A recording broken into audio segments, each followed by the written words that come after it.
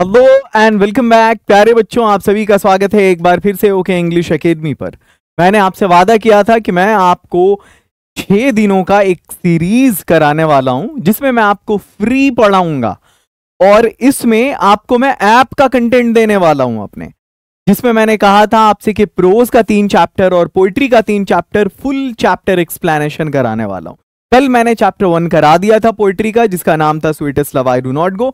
आज हम chapter number 2 करने वाले हैं जिसका नाम है song of my self. Start करेंगे इस सेशन को। आप यकीन रखें, पूरे इंटरनेट पर किसी भी सोर्सेज में चले जाओ, आप वेबसाइट पे चले जाओ, आप यूट्यूब पे चले जाओ, किसी ऐप पे चले जाओ, किसी किताब से आप कंसल्ट कर लो, जो क्वालिटी ऑफ कंटेंट अभी आपको मिलने वाला है वो कहीं नहीं मिलेगा। स्टार्ट करते हैं। एक बार मैं चाहूंगा आप वीडियो को लाइक करके शेयर कर दें, और हाँ, शॉर्ट्स देखते हो ना, देखा करो। 1 मिनट इंग्लिश के नाम से रोजाना शॉर्ट्स आता है जिसमें मैं आपके एग्जाम की तैयारी कराता हूं, और कोर्स से नहीं जुड़े हो तो जल्दी से जुड़ जाओ। फैब से जुलाई के बीच में अगर वीडियो देख रहे हो तो टॉपर्स कोर्स, अगस्त से नवंबर में क्रैश कोर्स, और दिसंबर जनवरी में जुड़ना होता है एग्जाम मंथन से। ये ओके इंग्लिश एकेडमी के कोर्सेज। और हाँ, रोजाना 60 क्वेश्चन का क्विज होता है हमारे ऐप पर, इंग्लिश, हिंदी, साइंस और आर्ट्स का। और 12th के लिए जो हमारी किताब है, 4 बुक है, पूरे बिहार में इसने तहलका मचा रखा है। 100 मार्क्स की इंग्लिश के लिए इम्पल्स, 100 मार्क्स की हिंदी के लिए तरंग, और 100 मार्क्स की उर्दू के लिए मीजान अदब। ये किताब सारी बुक मैंने लिख रखा है। रेनबो राइडर, आपको जिस बुक का सैंपल चाहिए, ये actually English to Hindi text, मतलब वो हेल्प बुक है रेनबो की। आप जरूर सबका सैंपल मंगाएं। ये नंबर है यहाँ पर, इस पर आप कॉन्टैक्ट कर सकते हैं। ऑनलाइन ऑफलाइन दोनों अवेलेबल है।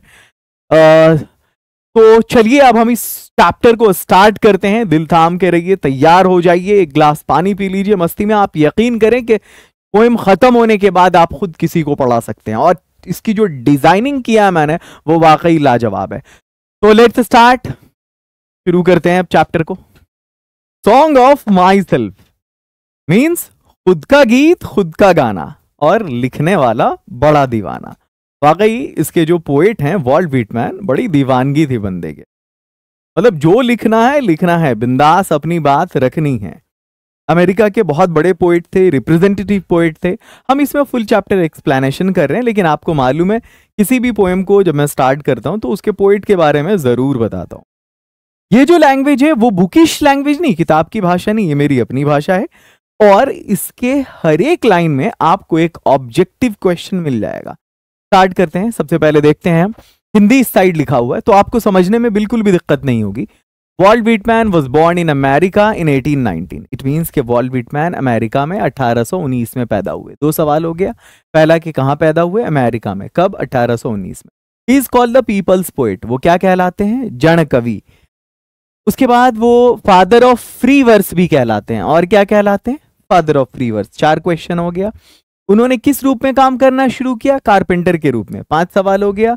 और साथ ही वो एक प्रिंटर, टीचर और एडिटर भी थे, 8 सवाल हो गया। इस दौरान तो सिविल वॉर के दौरान, कब, 1861 में, उन्होंने किस रूप में काम किया, वॉलंटियर के रूप में, या एक और वर्ड इस्तेमाल कर सकते हैं आप, नर्स के रूप में। अब देखो यहीं पर 10 क्वेश्चंस लगभग हो गए। सबसे पहले, वॉल्ट व्हिटमैन कहां से बिलोंग करते हैं, अमेरिका से। कब पैदा हुए, 1819 में। क्या कहलाते हैं, पीपल्स पोएट। क्या कहलाते हैं, फादर ऑफ फ्री वर्स।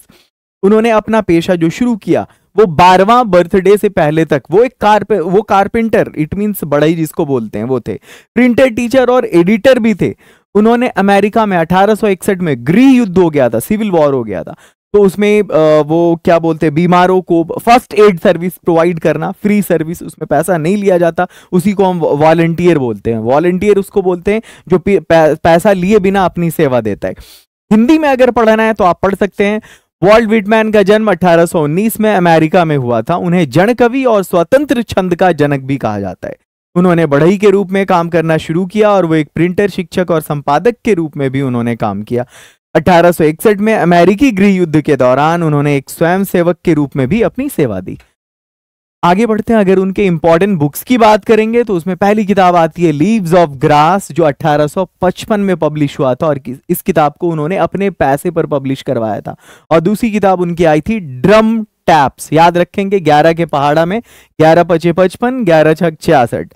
1855 में पहली बुक लीव्स ऑफ ग्रास, 1866 में दूसरी बुक ड्रम टैप्स। और ये एक इंडिविजुअलिस्टिक लिटरेरी फिगर थे अमेरिका के, जिनकी डेथ 1892 में हुई। व्यक्तिवादी, it means person first, individual first वाले पोइट थे। अपने आप को, अपनी बात को स्वयं पहले रखना पसंद करते थे।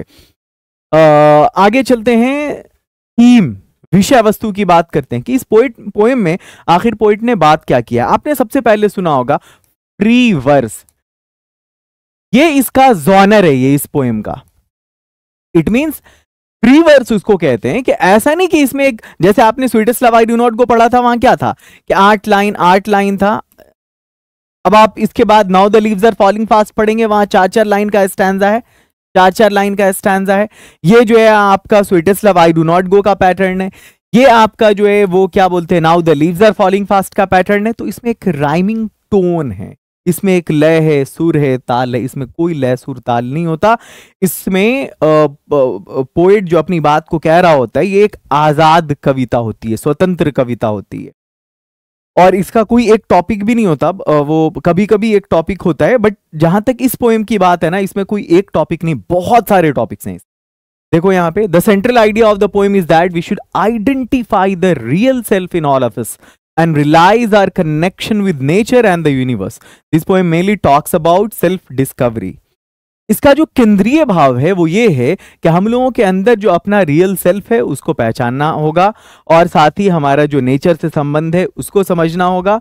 और ये पोएम मेनली सेल्फ डिस्कवरी की बात करती है, लेकिन कई सारी चीजें हैं जिस पर पोएट ने बहस की है। 3 महत्वपूर्ण विषय हैं इसमें। सबसे पहला है यूनिवर्सल ब्रदरहुड, वैश्विक भाईचारा। दूसरा है सेल्फ आइडेंटिटी, स्वयं की पहचान। और तीसरा है रिलेशन विद नेचर, प्रकृति के साथ कवि का संबंध। अब यहां से आपकी पोएम स्टार्ट होती है। एक चीज मैं आपको बता दूं कि आपकी इस वाली पोएम में कितनी लाइंस हैं, सभी स्टूडेंट्स कमेंट सेक्शन में लिखो 13 लाइंस। लेकिन मैं, और ये जो 13 लाइन है इसके बारे में मैं आपको बताऊं, ये सेक्शन 1 है इस पोएम का। अब आपका दिमाग घूम रहा होगा कि ये सेक्शन 1 क्या है।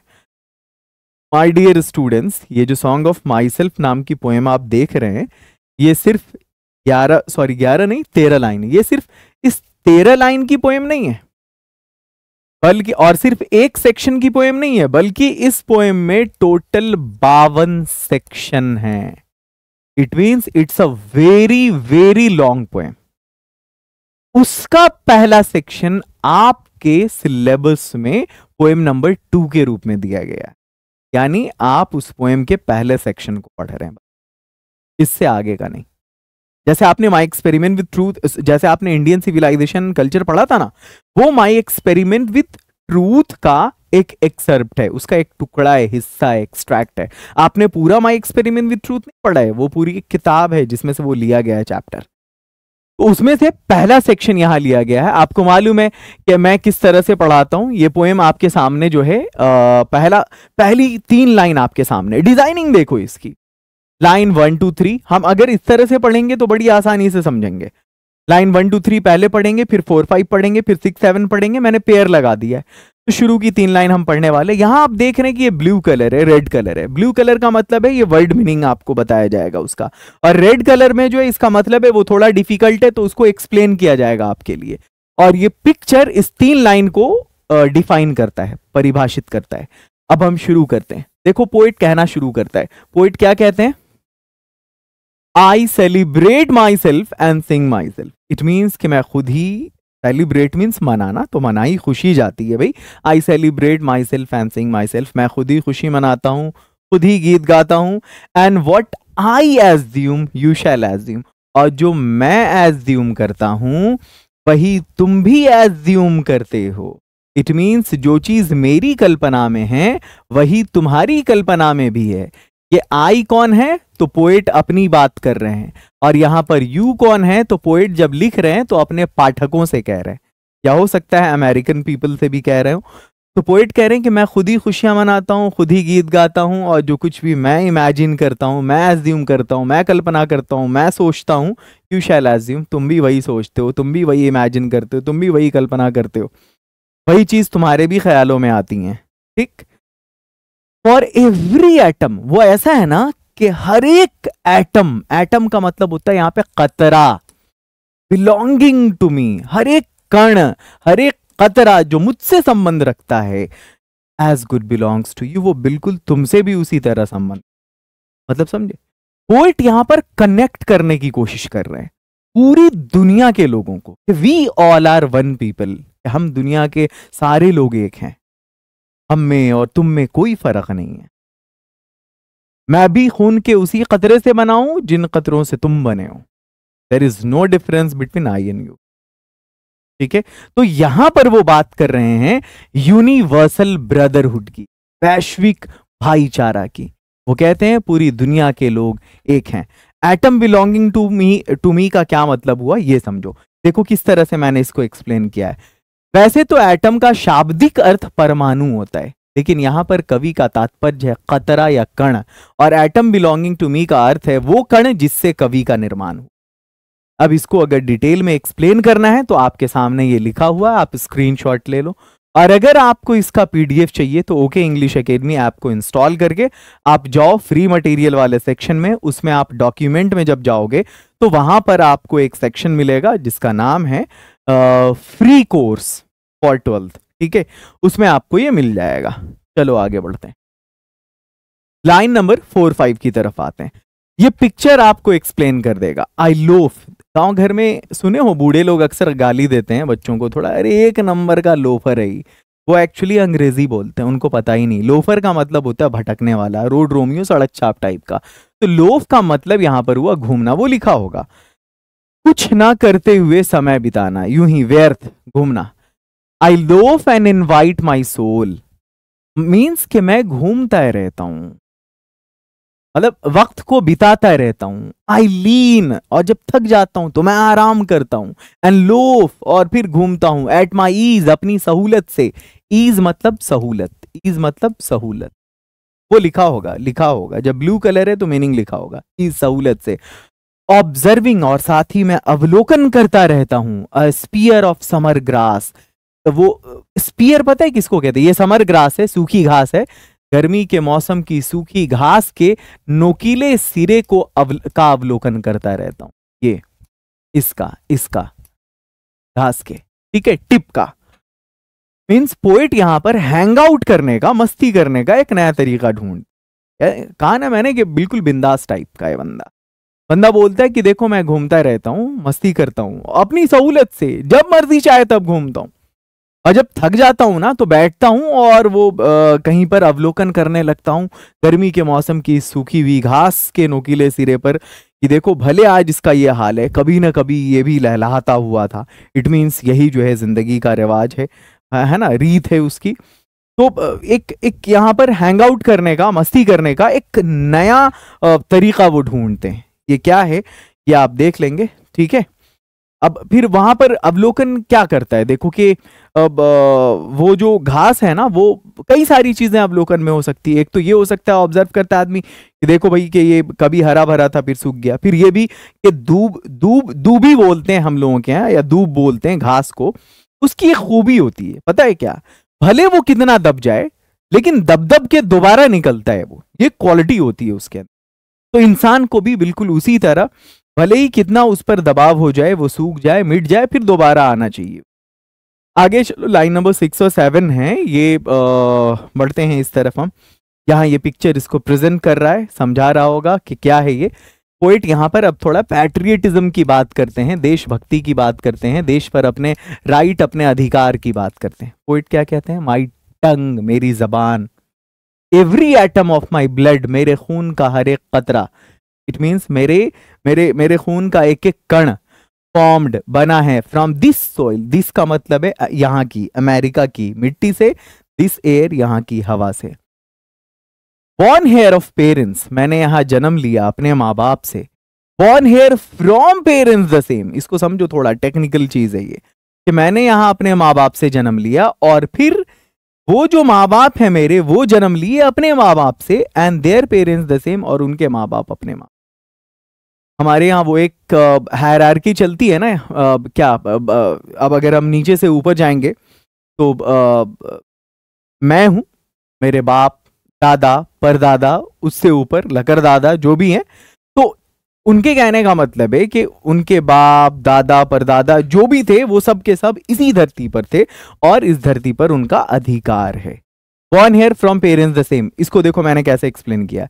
यहाँ कवि कहना चाहते हैं कि केवल वही नहीं बल्कि उनके माँ बाप, फिर उनके माँ बाप, और इस प्रकार पीढ़ी दर पीढ़ी वो अमेरिका के ही हैं और वे सभी यहीं पैदा हुए। आगे फिर बात करते हैं। ये बहुत टेक्निकल चीज है, इसको समझना, इसको एक्सप्लेन करने में बहुत सारे या समझने में बच्चों को बड़ी दिक्कत होती है। देखो पोएट क्या कहना चाह रहे हैं। I now 37 years old. यहां पर एक क्वेश्चन ऑब्जेक्टिव तुम्हारा हो गया। पोएट इस पोएम को लिखने के समय 37 साल के थे। या एग्जाम में आया कि हाउ ओल्ड इज पोएट, 37 कर देना। लेकिन टेक्निकल चीज क्या है समझो। ये जिस टाइम में पोएट इस कविता को लिख रहे थे उस वक्त उनकी उम्र 37 साल थी। पोएट कहते हैं कि मैं अभी 37 साल का हूं, इन परफेक्ट हेल्थ बिगिन, और मैं पूरी तरह से स्वस्थ, होपिंग टू सीज का मतलब होता है रुकना, और मुझे आशा है कि मैं रुकने वाला नहीं हूं टिल डेथ, अपनी मृत्यु। पोएट क्या कहते हैं कि मैं अभी 37 साल का हूं, पूरी तरह से स्वस्थ हूं, और मुझे आशा है कि मैं अपनी मृत्यु तक नहीं रुकूंगा। इट मीन्स कि मैं अपनी मृत्यु तक जितना स्वस्थ अभी हूं उतना ही स्वस्थ रहूंगा। आगे चलिए अगली दो लाइन की बात करते हैं। Creeds and schools. क्रीड किसको कहते हैं मालूम है? अब देखो यहां पर ये बंदा आजादी चाह रहा है, क्रीड को इसने क्या किया, छोड़ दिया और आगे भाग रहा है। चाबी है इसके हाथ में, इसको आजादी प्यारी है। ये पिक्चर पूरी तरह से इस दो लाइन को प्रेजेंट कर रहा है। पोएट कहता है क्रीड्स, इट मीन्स जो पंथ है, जो मेरी मान्यताएं हैं, एंड स्कूल जो सिस्टम ऑफ थॉट है, जो मेरा सोचने का जो रीति रिवाज तरीका, ये जो चीजें हैं यहाँ की, इन एबियंस, एबियंस का मतलब है रोक देना। तो पोएट चाहता है कि उसको थोड़ी देर के लिए छोड़, रिटायरिंग बैक अ वाइल, उसको थोड़ी देर के लिए छोड़ दिया जाए।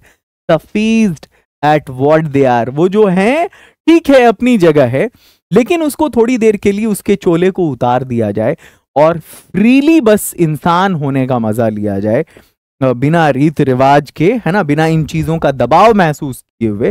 बट नेवर फॉरगॉटन, उनके कहने का ये मतलब नहीं कि हमेशा के लिए इन चीजों को भूल जाओ, बट उससे बाहर आके देखो, बहुत अच्छा लगेगा, बहुत सुकून महसूस होगा।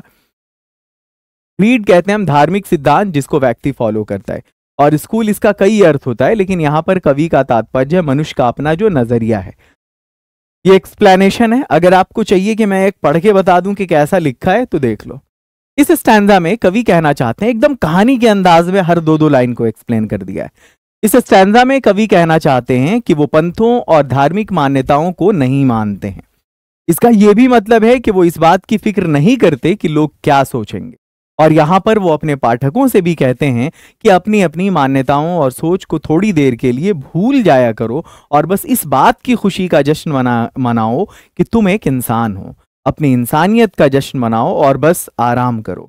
एक बात यहां पर स्पष्ट हो जाए कि वो सोच और मान्यताओं को पूरी तरह से भूलने की बात भी नहीं कहते, वो बस उसे थोड़ी देर के लिए दिमाग से निकाल कर बेफिक्र होने की बात कहते हैं। एंड दीज टू लाइन्स, ये जो दो लाइनें हैं आखिर की, लाइन नंबर 12 और 13, यहाँ पर पोइट प्रे करते हैं, दुआ करते हैं, प्रार्थना करते हैं। वो क्या कहते हैं देखो, आई हार्बर फॉर गुड और बैड। हार्बर का मतलब होता है, देखो एक मतलब तो बंदरगाह भी होता है, लेकिन यहाँ पर हार्बर का मतलब होता है यकीन करना। एक हार्बर बंदरगाह जहाँ पर पानी के जहाज आकर ठहरते हैं वो, लेकिन ये है यकीन करना, भावनाओं या विचारों को ध्यान में रखना। आई हार्बर फॉर गुड और बैड, मैं अच्छे और बुरे दोनों विचारों को ध्यान में रखता हूं, दोनों पर यकीन करता हूं। मैं मानता हूं कि मैं इंसान हूं और मेरी किस्मत कभी अच्छी भी हो सकती है, मेरे फेवर में भी हो सकती है, कभी बुरी भी हो सकती है, कभी हमको डिसफेवर भी कर सकती है। I permit to speak at every hazard, लेकिन एक चीज है कि इंसान होने के नाते मैं सच को सच और झूठ को झूठ कहने की क्षमता रखता हूं। मैं हर संकट में, हजार्ड कहते हैं परेशानी को, मैं हर परेशानी में, हर संकट में खुद को बोलने की मैंने इजाजत दे रखी।